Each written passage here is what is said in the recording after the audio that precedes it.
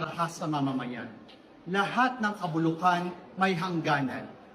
Lahat ng kasamaan may hangganan. Tama yung sinasabi mo. Kaya tingnan mo yung nangyari sa'yo. Nakaganyan ka na. Yan ay hangganan ng kasamaan. Ayan na sa'yo, nangyari na. Casinilio, sana ang ginawa mo kay Congressman Sardinia,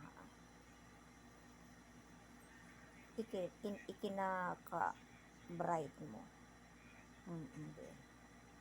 Sana ikinagaling mo pa.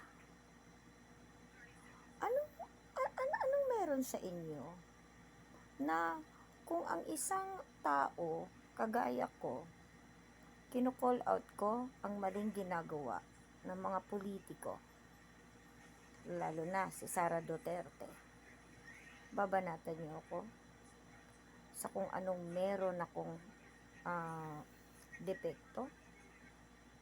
Bakit hindi nyo kayang tirahin kung ano yung issue?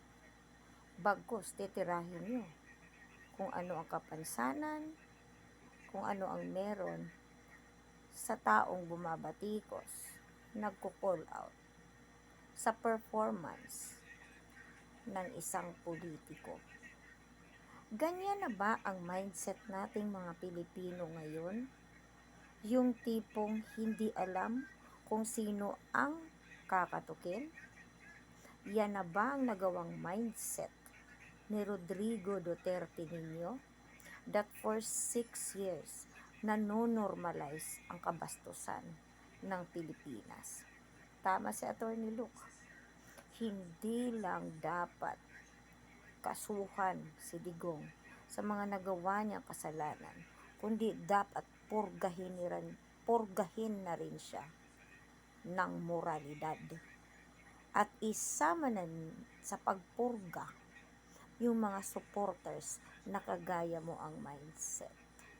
Sana ikinagaling na yan, ikinayaman na yan ng buong angkan mo. Ang pambabastos sa kung anong feature si Congressman Sardinia.